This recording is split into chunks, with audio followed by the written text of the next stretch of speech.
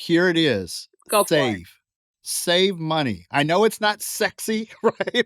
People don't like to hear the word save, but the thing is that I work with millionaires, and I can tell you that those millionaires, the one habit that they all have, they may not be the greatest investors in the world, but they save like a muscle that you exercise every day. They have that habit of putting money aside, discipline with intention, right? So save. Yeah. That is the biggest for that age group. Okay. Absolutely.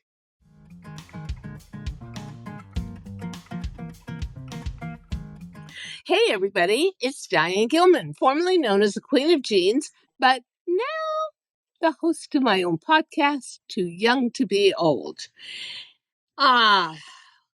When they say spring is right around the corner, I don't think about petunias. I think, oh my God, it's tax season. And we have with us today Christopher Hensley, who is professional with an impressive background in financial services. He's worked with Fortune 500 companies like Merrill Lynch and UBS. Christopher, welcome. And let me say, you are talking to a financial illiterate. All my life, I've been great at making money. I've been even better at spending it. I thought the party was going to go on forever. And guess what? What's going on here? It didn't. So I would like to say, I always see two things. You think the party's never over when you're older, and then it suddenly is, oh my God, I'm going to be eating cat food for the rest of my life. And you don't ever think the party's going to be over when you're younger.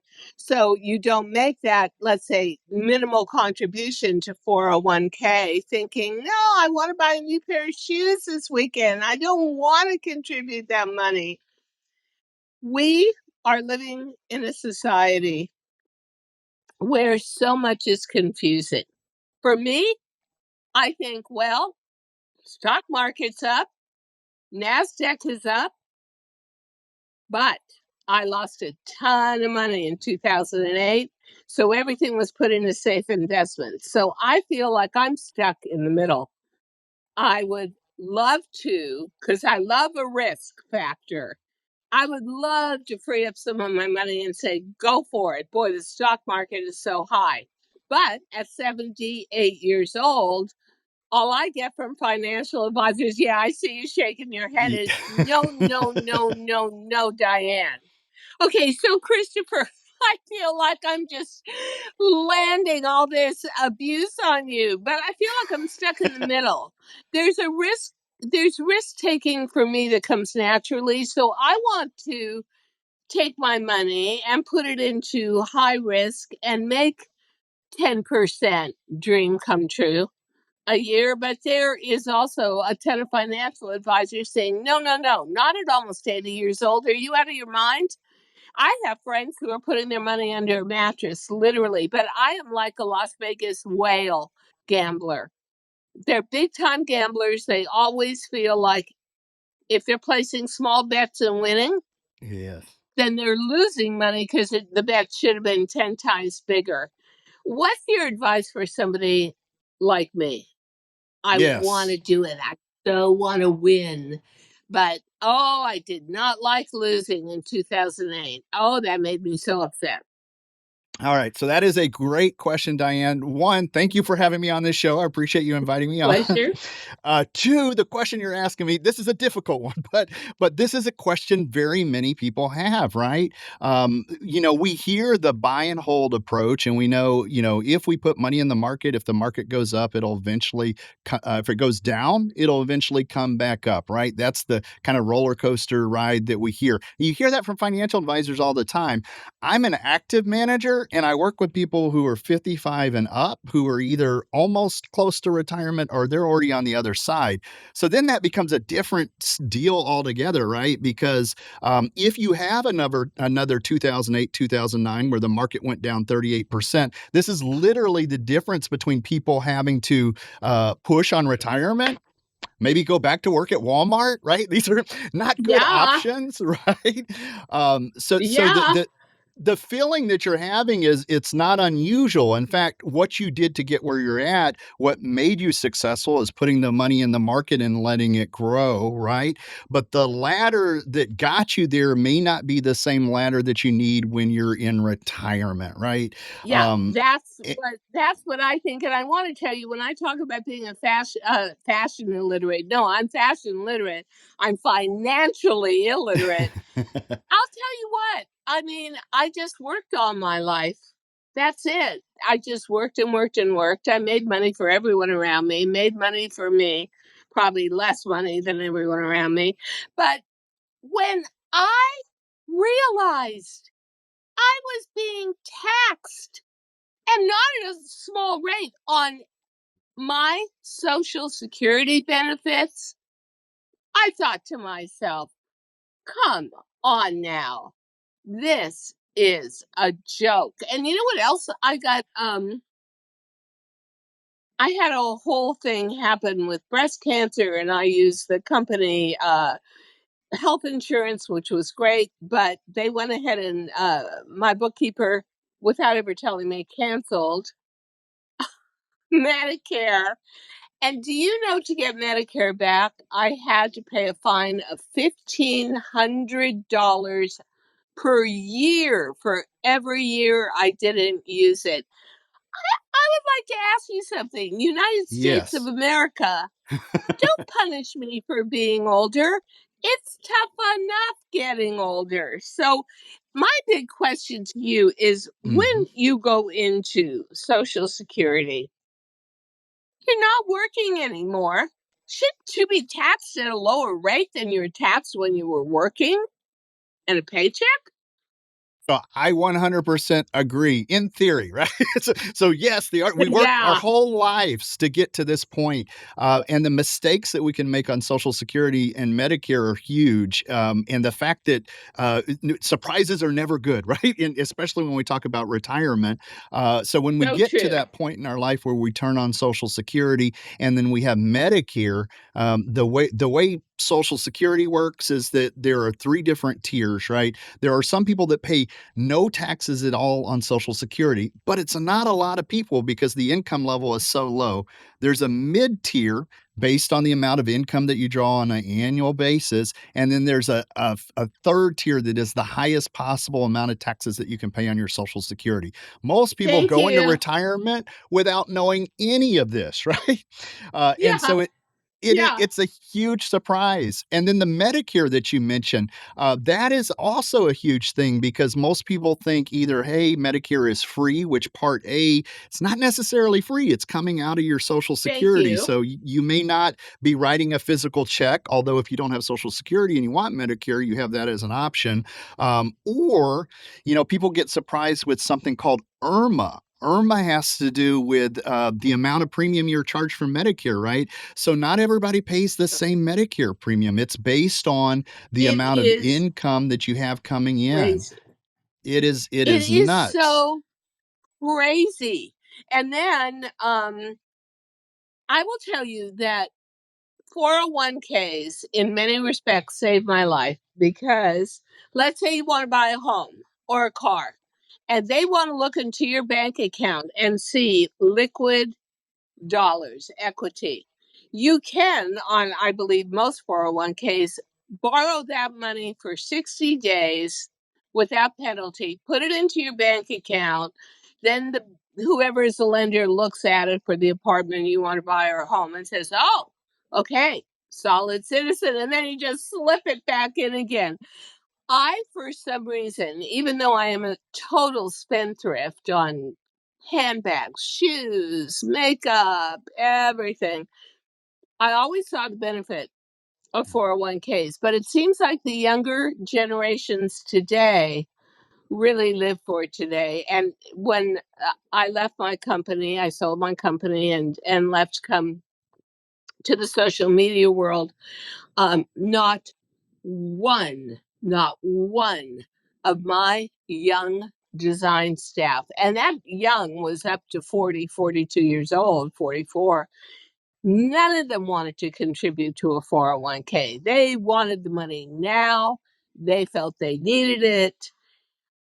Do you think that's wise? I mean, 401ks were pretty good for me.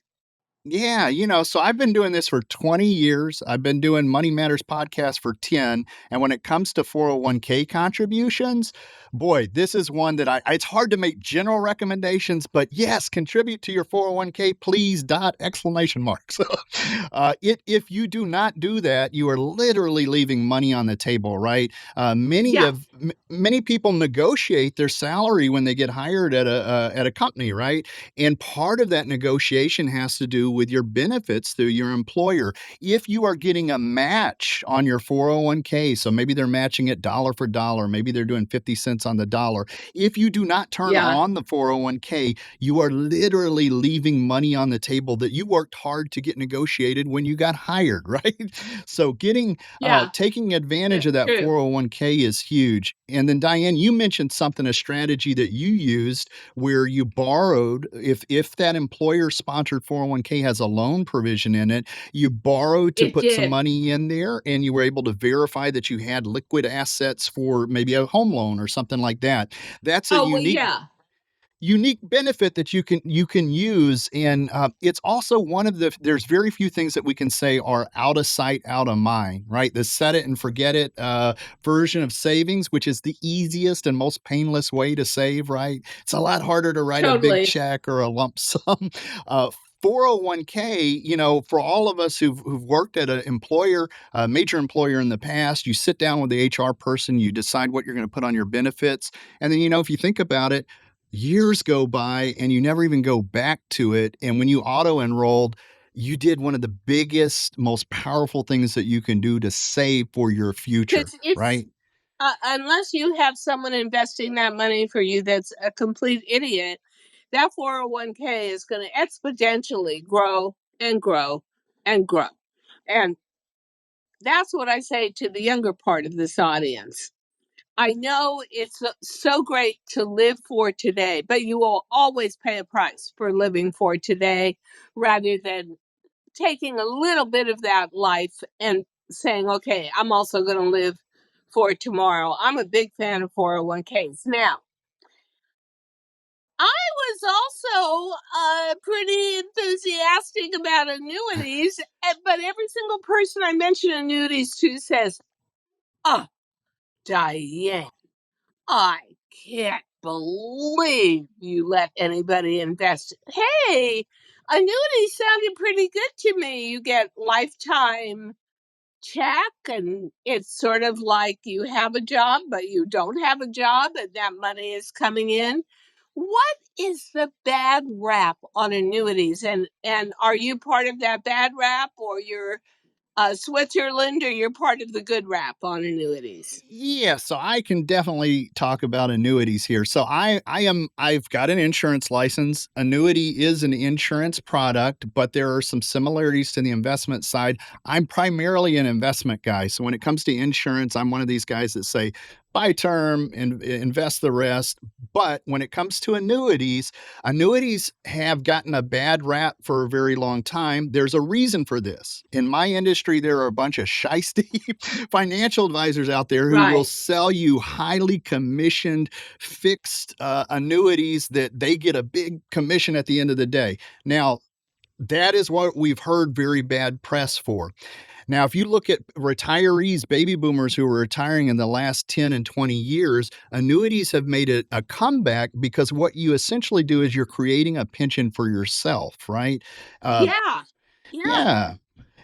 And so it is super important to do your due diligence. Some of the worst financial mistakes that I can share with you over the 20 years of doing this have been when I sat down with a client that's made it into my office and I look at their statement and I see they're paying a 20% surrender charge on their annuity because the person forgot to Uh, tell them about that when they got signed up. But that does yeah. not mean that there are Conveniently. not that does not mean that there are not very strong annuity products out there. They have made a comeback in this last 10 to 20 years, and we like to recommend no more than 30% into an annuity. But if you don't have a pension, if you didn't work for a city, state, federal government, or Like you weren't in the me, right? army or something like that, and you don't have a pension, it's a really good way to recreate Yeah. an income stream. That's what I think too. And I got very sensitive in 2008 when my broker, one of my brokers, did lose a lot of money for me,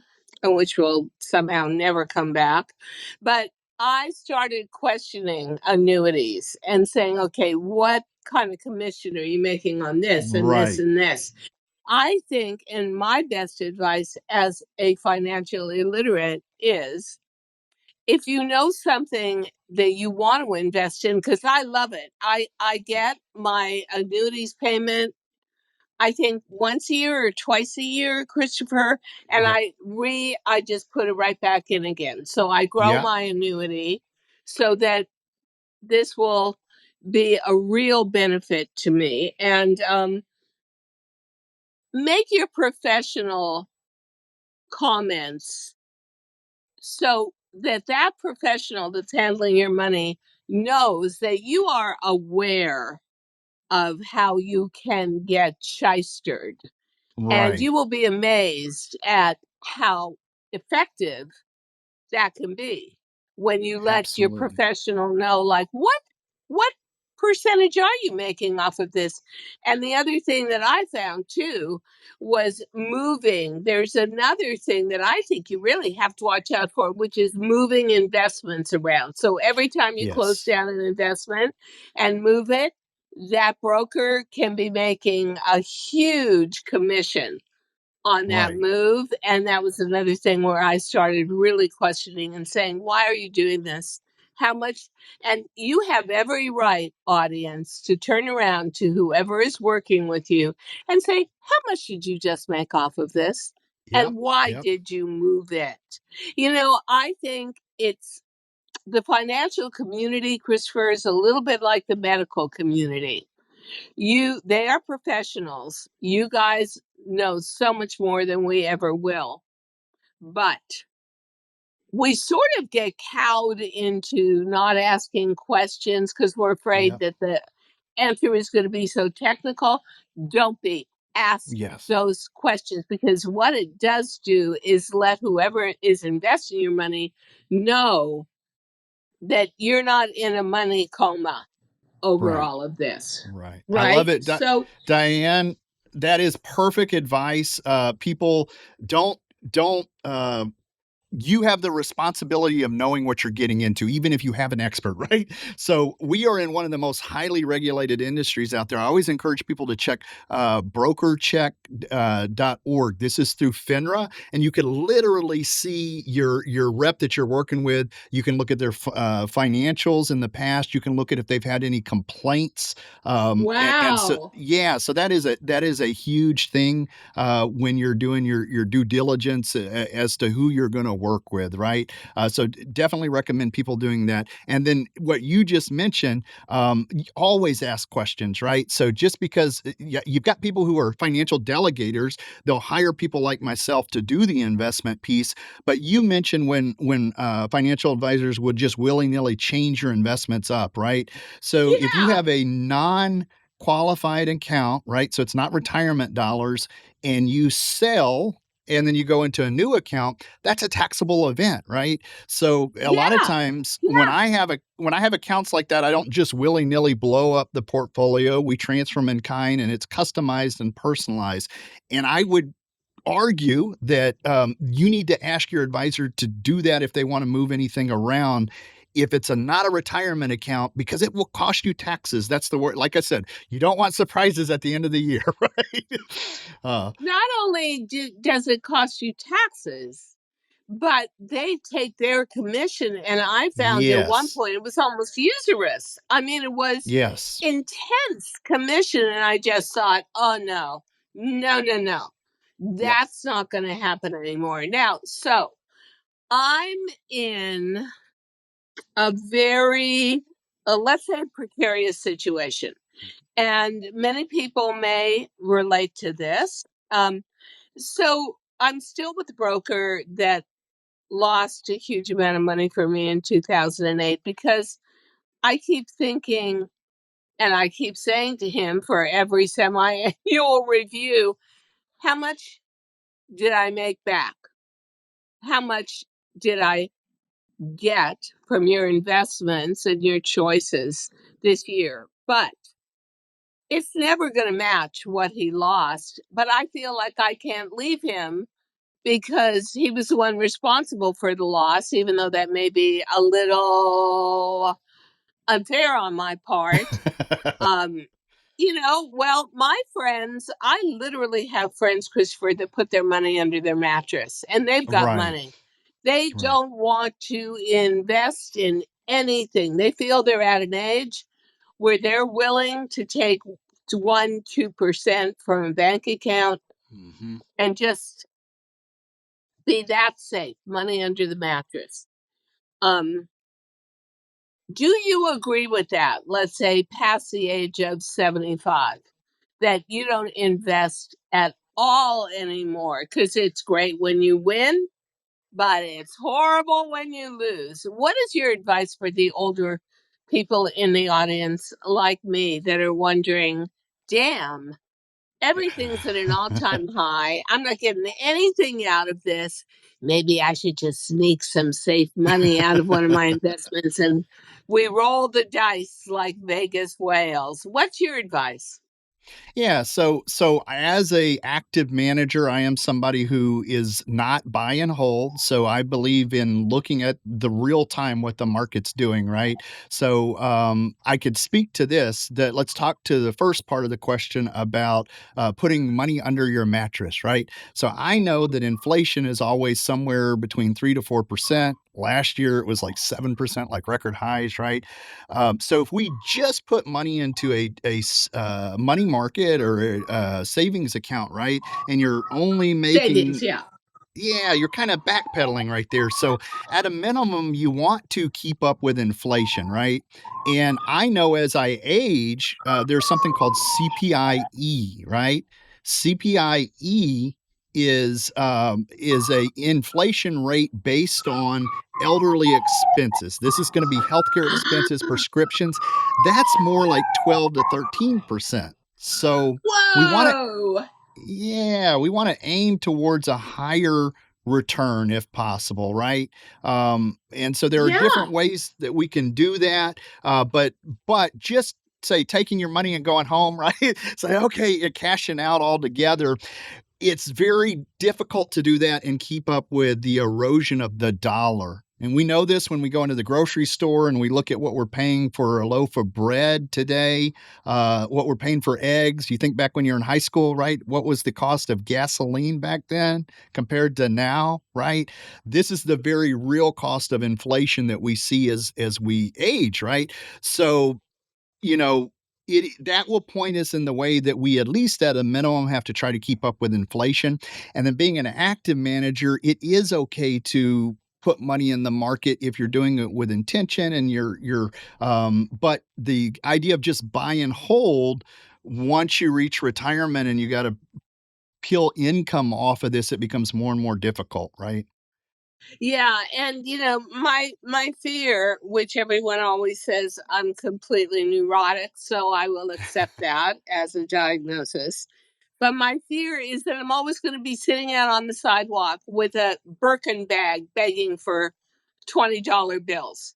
That I'm going to wind up running out of money. And oh my God, because what if I do live to be 100? I mean, that's my goal, and I'm eating that way, and I'm trying to exercise that way. And so I think that one, and you might agree on this, Christopher, I think that one of the biggest challenges with money today is extended longevity. And the fact Yes. that even though the rate of aging keeps dropping in America because of COVID statistics, in fact, I have friends that are 100 years old.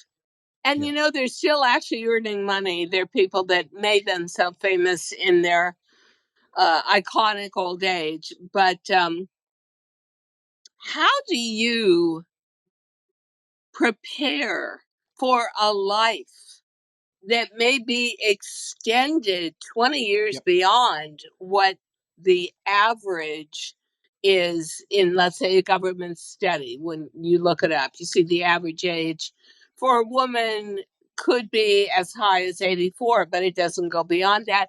I have two friends that are over 100. One of them is 103 now, and she lives in New York City. So are annuities going to take me there? What does somebody like me who sees really an extended lifestyle, what do I do to protect myself? Make sure that I'm not out on that sidewalk with that Birkin bag.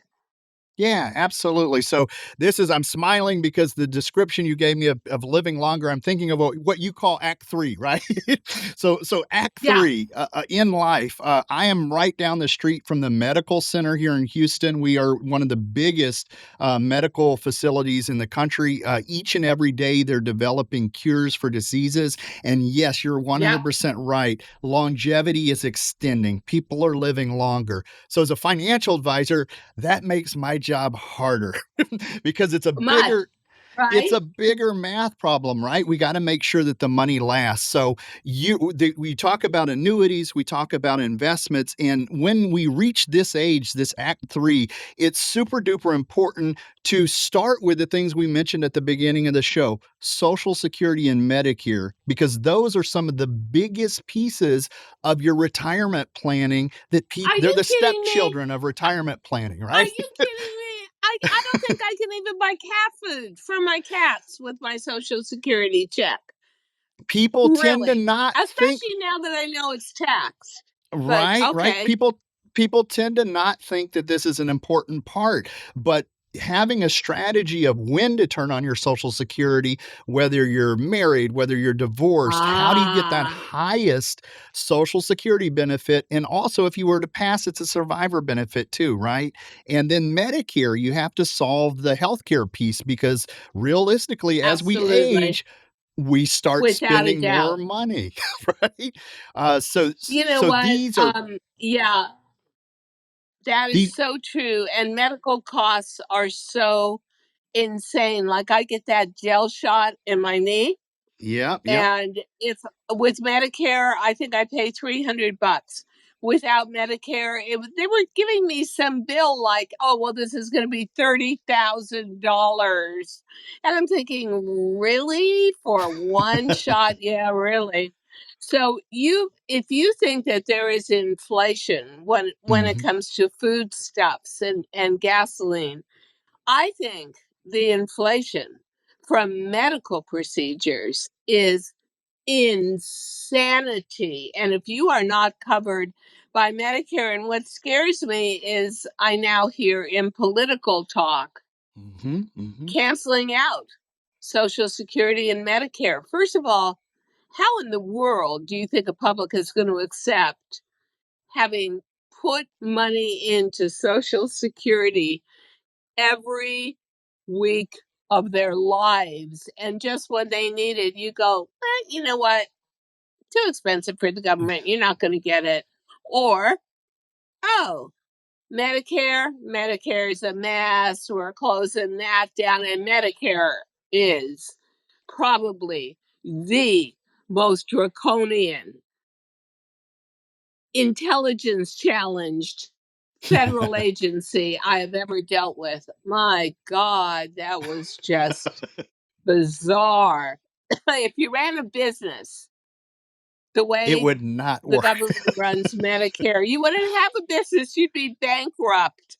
So I do want to ask, I want to ask for three tiers of advice. First tier, if you are anywhere between, and our audience, a huge chunk of it is 24 to 49, what is your advice? Then I want to know 50 to 70, 75, Mhm. and then I want to know 75 and above. So let's start with Yeah.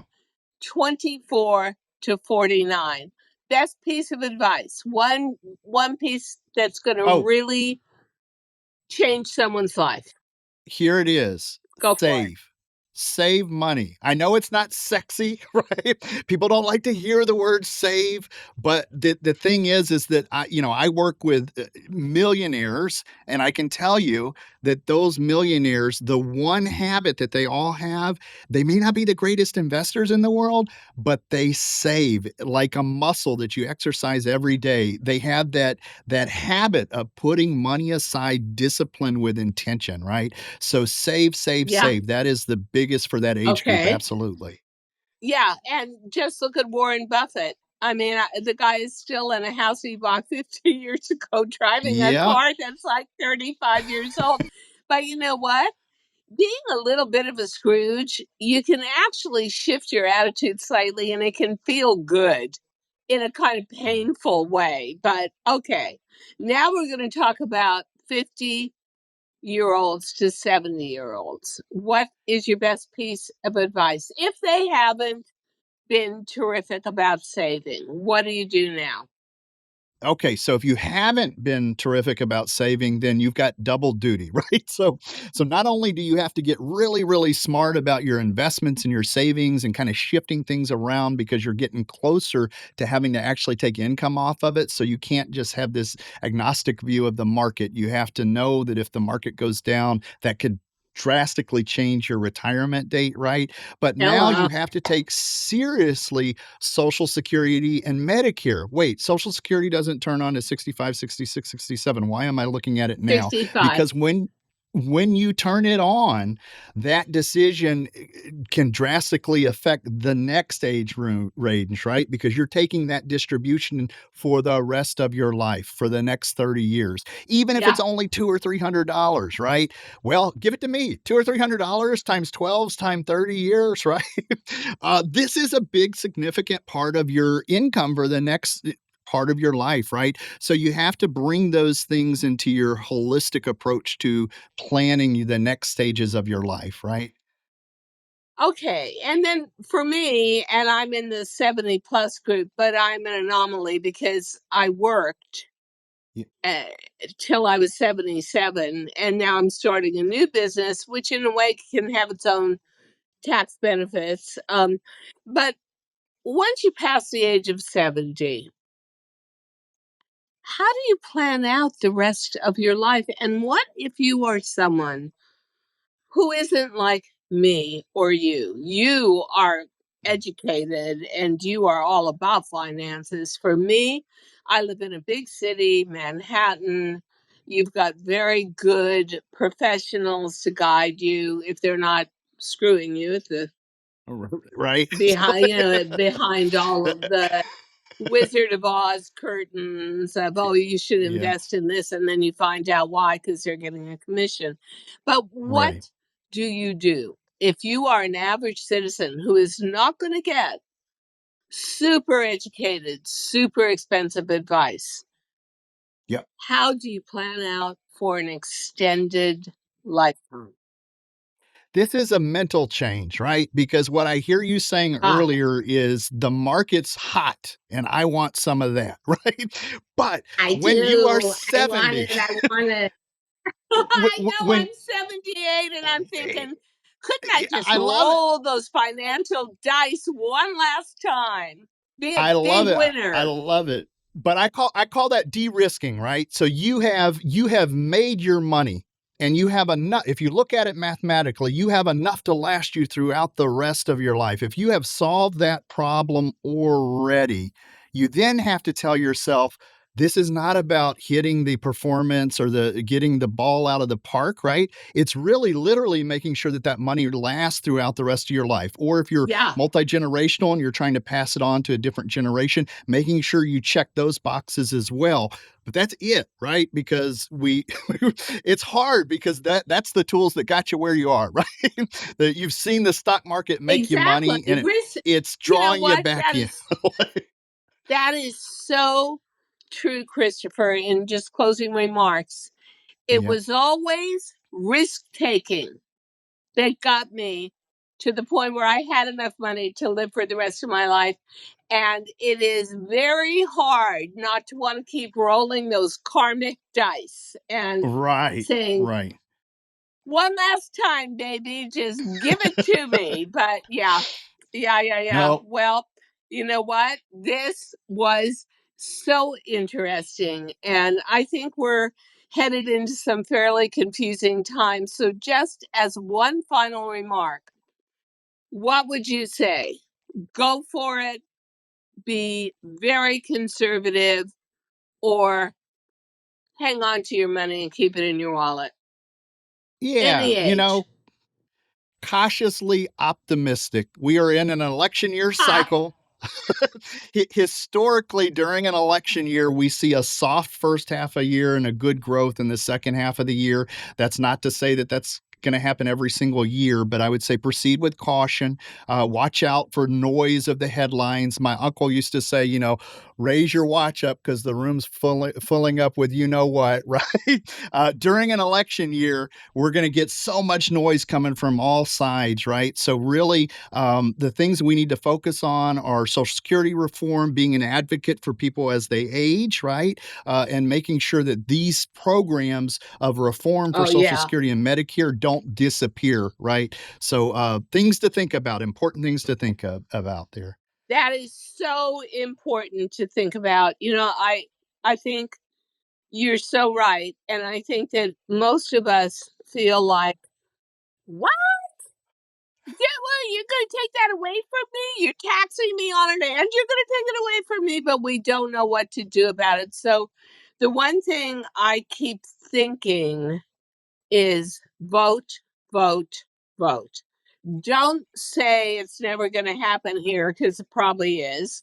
And don't say there's nothing I can do about it because while there's still a democracy and a voting system, your say, your vote, your check in that box is worth something. Christopher, thank you so much. Actually, you made me feel better about annuities. Thank you very much. Oh, good, good, good. Diane, thank you so much for having me on the show. It was a blast to be here. Thank you Yeah, so yeah. much. You know what? If investing can be fun, we had the most fun we could talking about Absolutely. investing. For sure. Thank Absolutely. you, Christopher. Have a good one. Thank you so much for listening to Too Young to Be Old podcast. The episode may be over, but the fun doesn't have to stop here. Find us on Facebook, Instagram, TikTok, and YouTube at The Diane Gilman, or visit our website, thedianegilman.com. If you like the show, leave us a rating or a review and subscribe so you don't miss the next episode. And until then, don't forget, age is just a number. Together, we'll prove that we are all too young to be old.